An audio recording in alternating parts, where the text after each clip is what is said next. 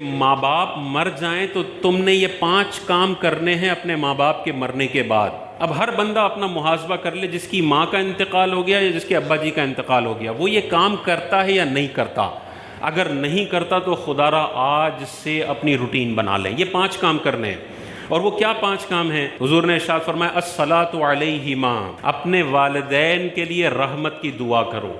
तो हम अपना मुहासबा कर लें, पिछले 6 महीने के अंदर कभी भी मुंह पे ये जुमला आया, या अल्लाह मेरे वालिदैन की कब्रों पर तो अपनी रहमतों का नुज़ूल फरमा? अगर आया है तो आप इस हदीस पर अमल करने वाले हैं, और अगर नहीं आया तो आपका शुमार उन औलादों में होता है जो बड़ी एहसान फरामोश औलाद है। यही माँ बाप थे जिन्होंने पैम्पर तब्दील किए थे, 25 साल तक दगा किया था, शादियाँ करवाई थी, कारोबार सेट करके तुम्हें ट्रांसफ़र किया था।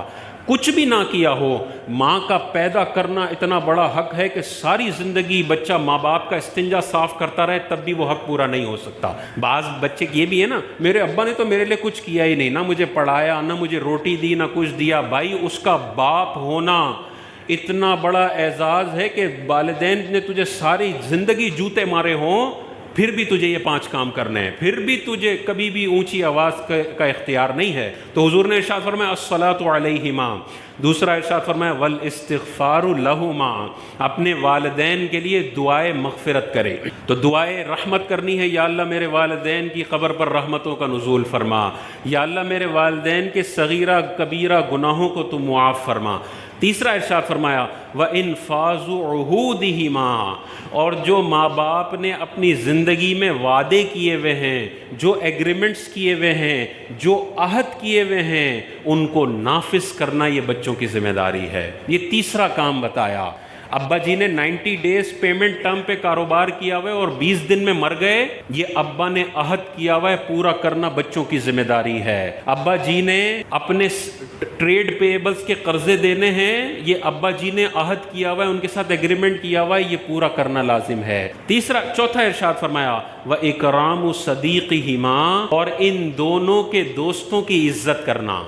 वालिद साहब के दोस्त आ जाएं तो बुद्धू बन के सीट पे बैठे ना रहो, बल्कि अब्बा जी का जैसे खड़े होकर अदब करते थे, अब्बा जी का फ्रेंड आ गया, चाहे सिगरेट पीते हैं, चाहे बेनमाजी हैं, कुछ भी है, खड़े हो जाओ, अपनी सीट उनको दो। ये इज्जत करने का हुक्म है अब्बा जी के दोस्तों की। तो अब्बा जी के दोस्तों की इज्जत करने का हुक्म है, तो अब्बा जी के भाई की कितनी इज्जत करनी है, अब्बा जी के अब्बा जी की कितनी इज्जत करनी है, अब्बा जी की बहनों की कितनी इज्जत करनी है। और 5वां यही इरशाद फरमाया, वसिलतुर रहीम, और उन रिश्तेदारों के साथ सिला रहमी करे जो इसके माँ बाप की वजह से इसके रिश्तेदार बने हैं। माँ बाप ना होते तो ये रिश्तेदार ना होते।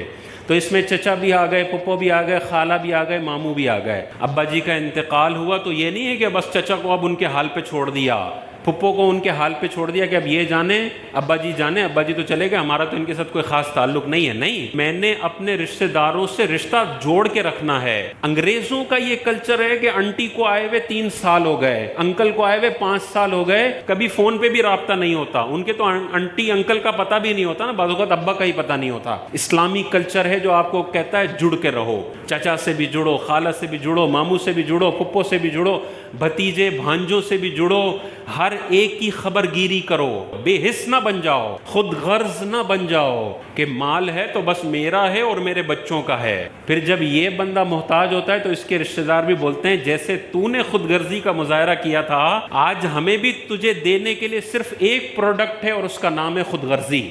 जो बंदा सारी जिंदगी खुदगर्ज, सिर्फ अपने ऊपर माल खर्च करने वाला बखील इंसान हो, जब ये अपने बिस्तरे मर्ग पर पड़ा होता है तो कोई इयादत करने भी नहीं आता।